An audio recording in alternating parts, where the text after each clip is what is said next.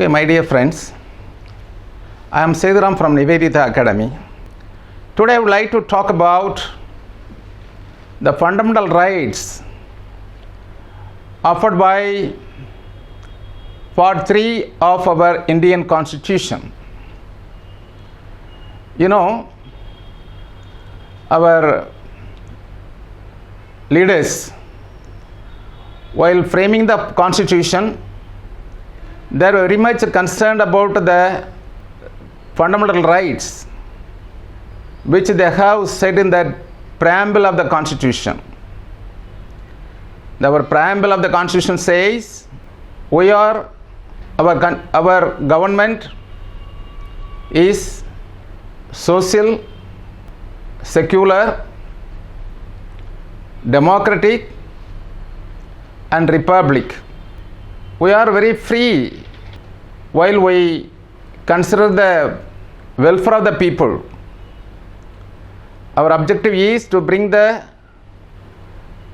downtrodden people, weaker sections of the people, uplift them. At the same time, we are rigid in protecting the sovereignty of our country and integrity and unity of the country. Now the fundamental rights gives every citizen equal rights. These rights are covered in the articles from 12 to 35. Let us study one by one today.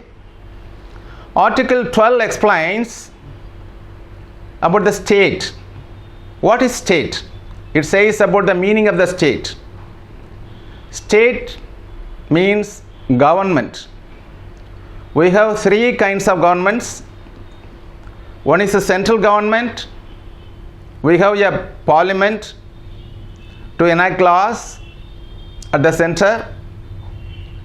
Every citizen is to abide by the laws passed by the parliament also. At the same time, at the state level, we have legislative assembly, and our every citizen should abide by the laws passed by the state government also. That is, laws passed by the legislative assembly. The third form of government is a local body. We fulfill our needs, requirements by ourselves, by our local body, panchayats, municipality, corporations, cantonments. These are also there. So every citizen has to pay house taxes, water tax, and all the other taxes also to the local body also. And they also make some restrictions, and every person has to abide by the law. Okay, this is one. Then Article 13 says, what's law? Law means law passed by all these three forms of government: parliament, legislative assembly and other local bodies. The Article 14 says it gives equality before law or equal protection of law. Any person in our country has got equal right, everyone should be treated equally before law, and there must be any discrimination. Everyone should be protected equally by law. Article 15 to 18 says, I have given you in the text, that is doubt. Just it is a shortcut I have given you for examination point of view. Article 15 says, a state shall not discriminate anybody else against on the grounds of religion, caste or race, sex or place of birth. There must be no discrimination. Doubt, D refers to discrimination. I have given you a shortcut form just for keeping it in mind for examination. O refers to opportunity. Every person should be given equal opportunity. Everyone. There shall be equality of opportunity for all citizens. There must not be any discrimination especially for the public appointments, for studies, education, or any other welfare schemes. That equal opportunity should be there. And Article 17 talks about abolition of untouchability. No one should be, all are equal. No one is untouchable in India nowadays after independence. Before that, the people were discriminated on the grounds of caste, creed, like that. But now there is no such discrimination. We have abolished untouchability now. Previously, people were not allowed to go to the temples. They were not allowed to carry water from the wells. They were not allowed to assemble in the crowd where the high class people assembled. So such kind of discrimination is nowadays prohibited, abolished. Untouchability is abolished nowadays. And now there is another one. Article 18 talks about abolition of titles. Previously the people were given some kind of titles. Even now politicians have some kind of titles. Kalaignar, Perarinyar, Perasriyar, just like there are so many titles of that, Dalapati, and then Captain, just like that. Jamindar, Bahadur, just as such kind of titles were given previously, but now these titles are abolished. One can make use of the titles offered by the universities or the ranks offered by the military. Such kind of titles only can be taken. One cannot accept the titles offered from the foreign countries. Only on the permission of the President of India, one can take the title. Otherwise, all the other titles are abolished nowadays. Okay. These are articles number 15 to 18. It says doubt, D-O-U-B-T. B is, I have given it in small letter because it can be eliminated, removed. Doubt. D is discrimination, Y is for opportunity, U for untouchability, T for abolition of title. Okay, right. And then Article 19 says about the right, freedom of rights. There were nearly 7 rights when we framed the constitution. Now one is removed. Nowadays there are 6 freedom rights are there. They are freedom of speech. Just for that I have given you a shortcut. Sam resides in Poland. Sam, S-A-A-M, resides, or I have put it in capital letter, Poland, P capital letter. Every capital letter has got its own meaning. Sam means speech. Yes, capital letter, I have put it in capital letter. It is just for remembrance. I have given you this. Sam, it is a freedom of speech, expression. Everyone has the right to express what he feels, what he wants to say. He wants to say his views in the form of speech, or in the form of writing, or in the form of drawing. Anyway one can express it. Another one is right to assemble. Everyone has a right to form an assembly without any arms.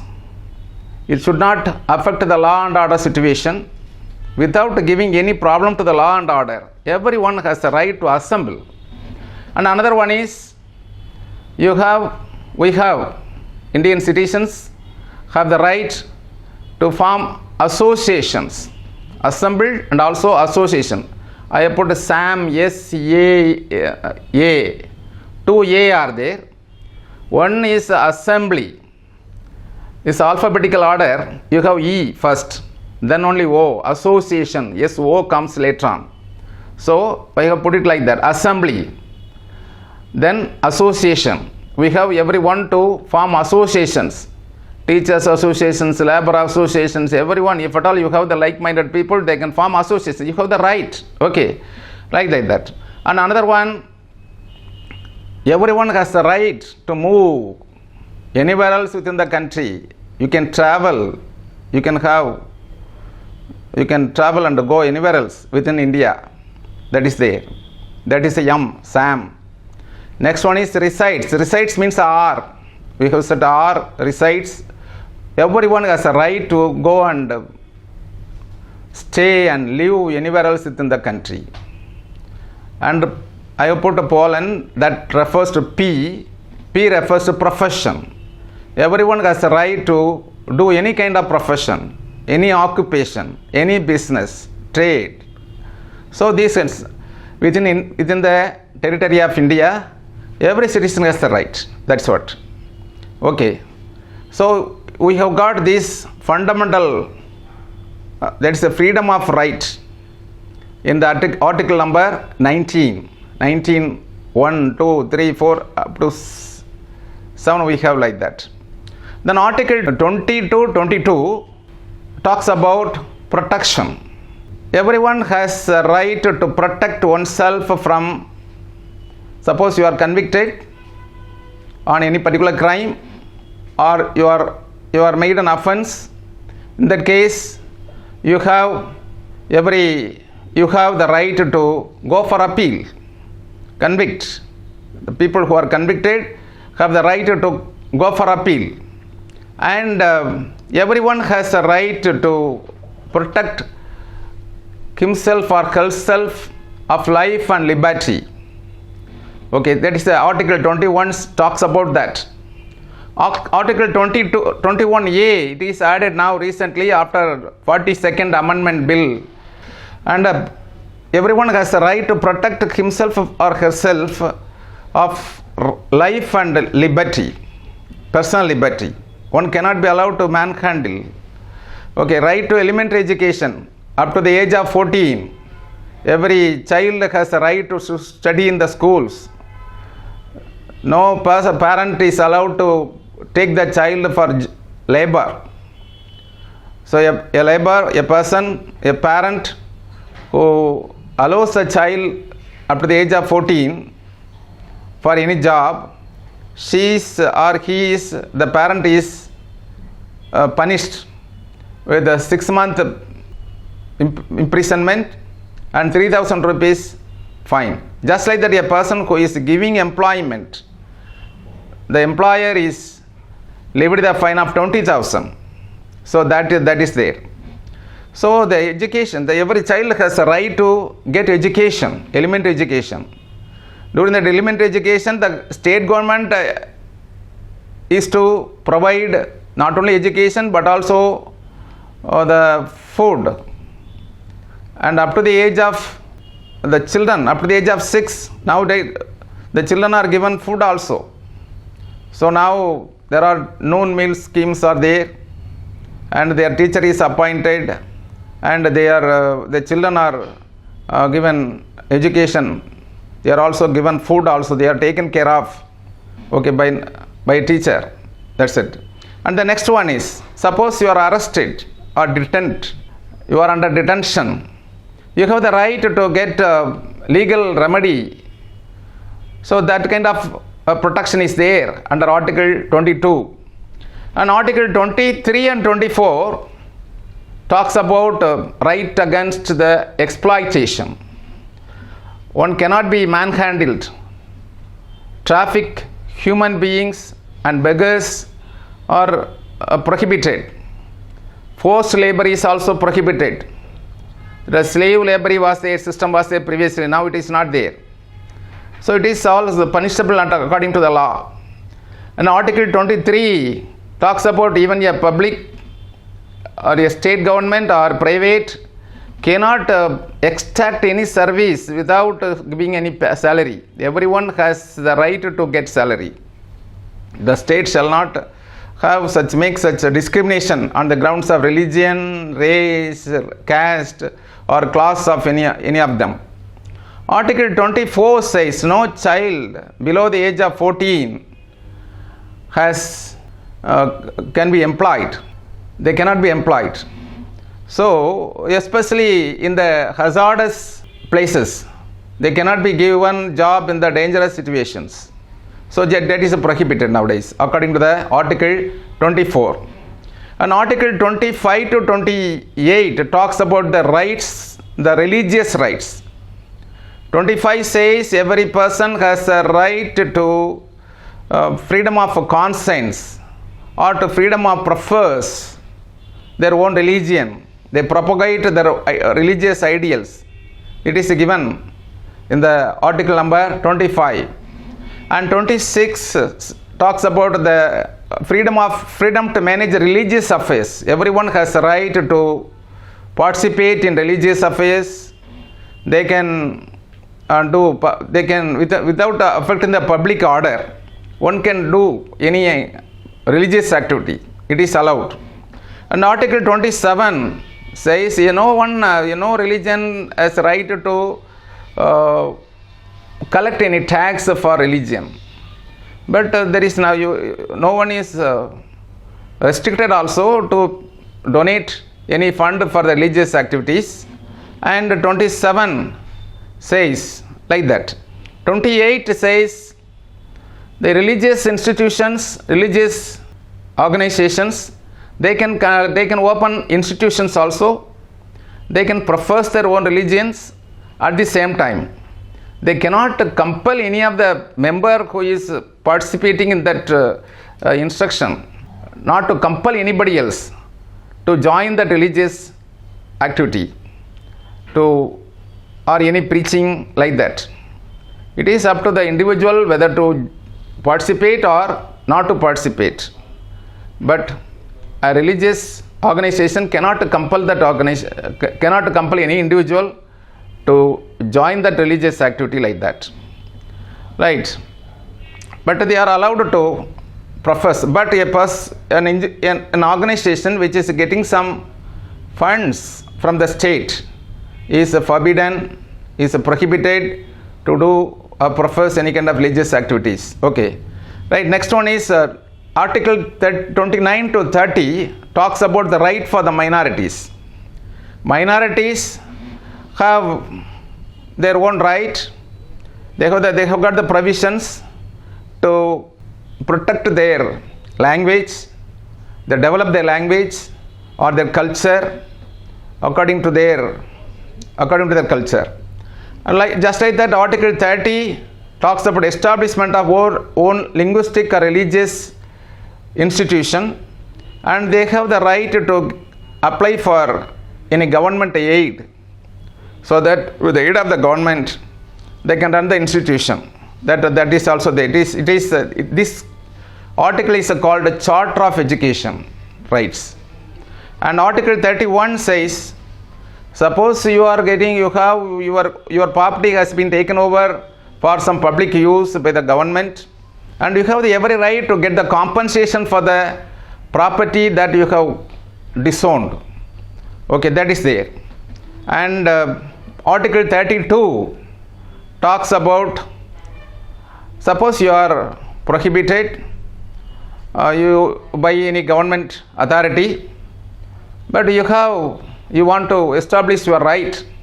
You have the right to move to the High Court or Supreme Court to issue direction to the government authorities in the form of orders of writ petitions. You can file the writ petitions.